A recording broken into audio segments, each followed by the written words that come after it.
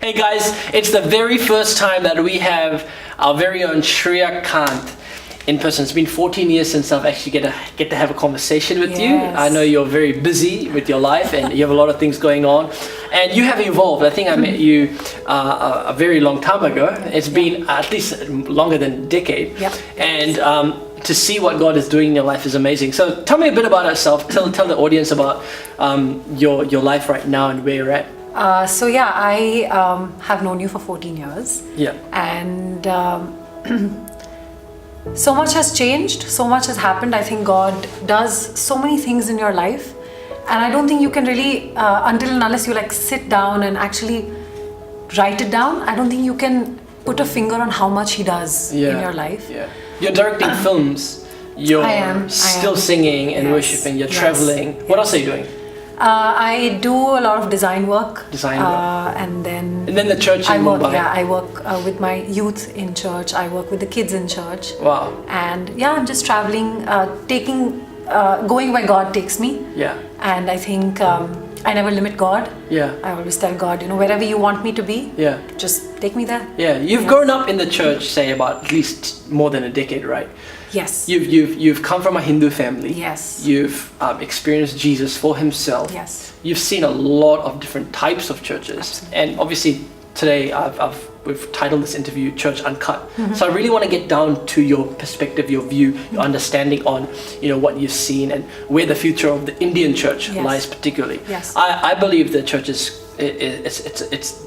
it's kingdom. There's going to be a great future for the church. Absolutely. But in your perspective, what are some shifts that are going to be made to accommodate the people that are yet to be saved? There is definitely a lot of change happening. I feel like God is, I strongly believe there's a time of filtering happening right now in churches, because I feel like God is molding the church, bringing a lot of changes. Some of them people aren't happy with.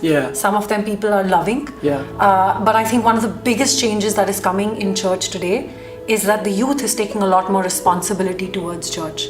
I think why I said I've known you for 14 years is because I know you since the time I think I just became a believer 2 years before I knew you. Right? So at that time, I remember church being very it being led by the older generation. And from then to seeing how the church is led now, I see a lot of youngsters taking responsibility for the kingdom. I see a lot of youngsters taking responsibility for His word and for it to be preached in the right way. And and right, I mean, I wouldn't use the word right, but I would use the word more relevant. Because so much has changed. Our society has changed. Our generation has changed. And I think it's so important to go with the generation, to keep updating yourself with what's happening, because that's how you make the word of God relevant also to people. And this is the time that even the world needs to know about Christ. Like, I've been a believer for now 16 years. But I don't remember one time that I could say that, God is really needed as much as I can say that today.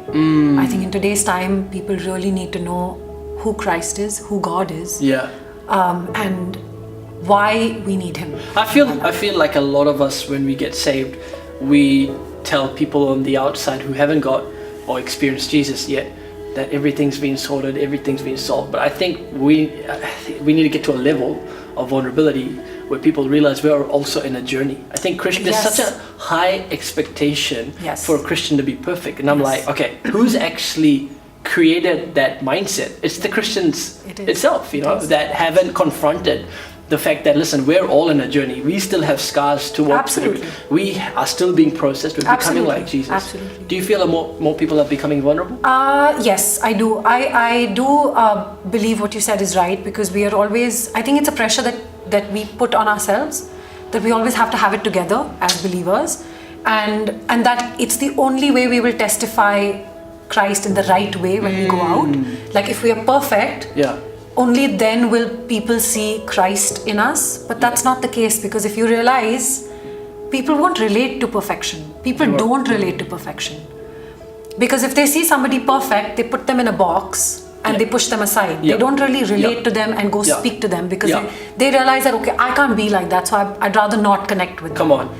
But if you if you become real and really take ownership of who you are and who God has made you, the struggles that you go through, the challenges that you go through, but at the same time tell people that, you know what, I'm just like you. It's just that I have God on my side. And when I have, what does having God on your side mean? It means having hope. It means when you wake up in the morning and you put your feet down from your bed, you have a hope for a good day. You have a hope that someone loves you. You have a hope that no matter how difficult situations become, there's someone to guide you out of it. It's not perfection. It's not an escape route. It's not like, when you wake up, you have to put on, makeup and become this holy person. Yes. It's not like that, because people won't relate to that. You're not going to reach people like that. How have you seen this play out in, your scene with Bollywood and your involvement in the industry? I've realized I've noticed this in the last 5 years. People have become more aware of who they are. Right. People have become more accepting of who they are. If you see social media today, everybody's talking about it. Everybody's talking about how you need to own who you are as a person. You need to accept who you are as a person. Just be who you are. You are beautiful. There's so much of that happening, right? And on the other hand, if we keep putting up this perfect image, it's defeating the purpose of reaching out to these people who actually need God. And if you see very closely, with your spiritual eyes, if you see what's happening on the social media today, it's a cry. Cry for attention. It's a cry for God. People are crying because they're not sure of who they are, because they've lost their identity. And who is our identity? God is our identity. Amen. Because that's what the word says, right? The word says that we are made in His image. And man has gone away from that identity, has tried to look for identity in so many different things. People look for identity in fame, people look for identity in glamour, people look for identity in so many different things. But why are they still empty?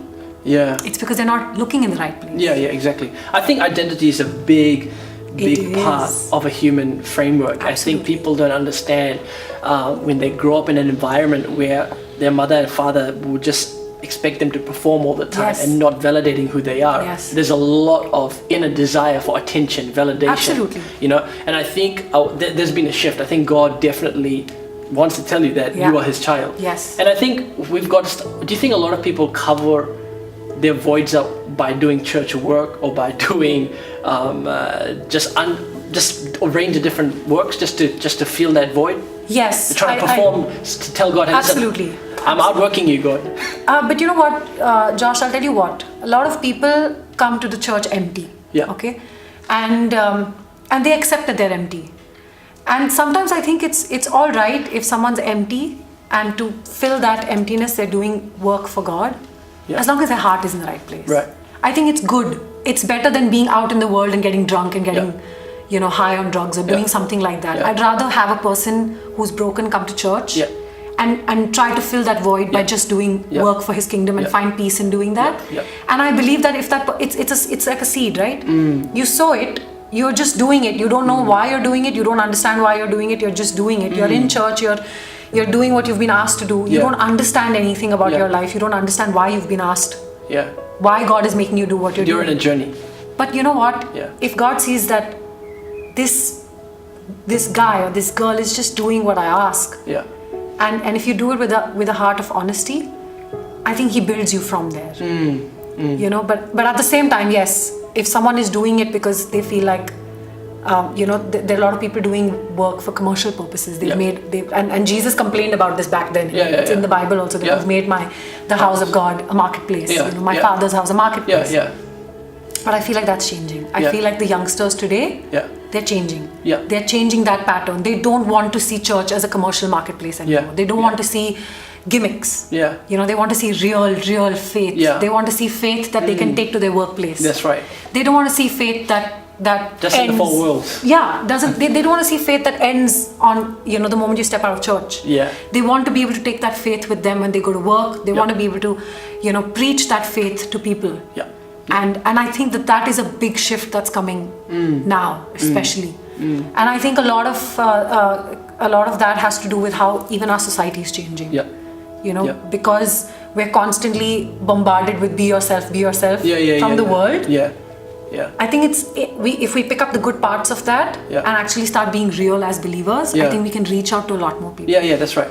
Let's talk about in terms of you as a person. You've evolved, in the last decade. How have you evolved? In what sense and frame of mind have you evolved? Like emotionally, mentally, spiritually? In what ways? Can you share some of your insights? So for me, I'll tell you what. I think what has changed in me the most is that I've learned that it's okay to be vulnerable. It's okay to show people that you're not there yet. This is who I am. Yeah. It's okay to be on a journey. And it's okay to not be perfect. It's okay to not have it all together at all times.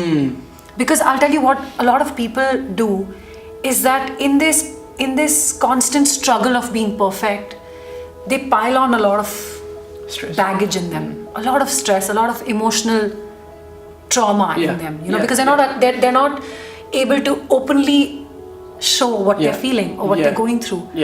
And you don't want to do that. You don't, because God wants to see a vulnerable, broken heart. That's right.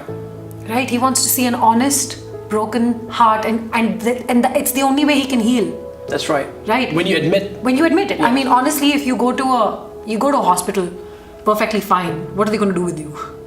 They can't. They'll be like, why are you here? Yeah, exactly. But even if you have like a really big wound, but you cover it, you just do a patchy job with putting some band-aids on it and then go to a doctor and say, oh, don't remove the band-aid, but just heal me. Yeah. He'd be like, I can't do that. You have to expose the wound. Yeah. Only then can I medicate it the way it's needed. Yeah. But what we do is we think we're so smart that we start to self-medicate our wounds by covering it up. But we don't realize that that's not how healing's going to happen. Wow. Right? And we've had journeys. I'm sure you've had your journey. I've had my journey. We've had our disappointments. We've had our challenges growing up as a teenager, or when you enter your 20s or when you enter your 30s. There are challenges. I believe every age has its challenge. Yeah, yep, 100%. Right? Yep. And if you're going to constantly keep covering it up and putting and covering it up and not even removing the old bandages, it's like this is a wound and you put one band-aid, then you put another, then you put another.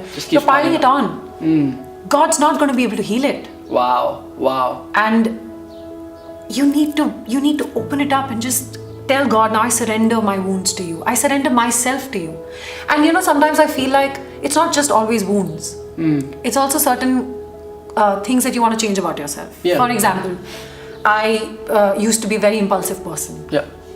And I think it's a great thing to tell God, you know what, I'm an impulsive person. Now change it in me. It's not a wound. It's a quality in me that I'm not very fond of. But I think it's okay to admit it. And I think it's okay to say, all right, I'm an impulsive person. I tend to take impulsive decisions that haven't always turned out to be the right thing. So God, change it. But for that, I have to acknowledge it. Wow. I have to acknowledge that, today maybe somebody struggles with fear. Maybe someone struggles with so much fear that they're not able to take risks for their life. Maybe they can't take that step.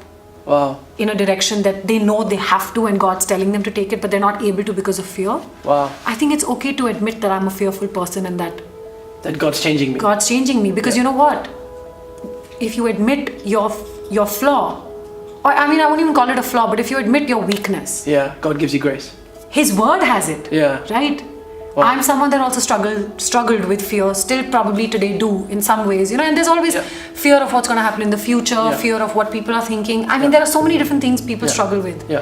But there's this verse that I love, and I always keep telling myself this, is that God has not given you a spirit of fear, but of power, love, and sound mind. Come on.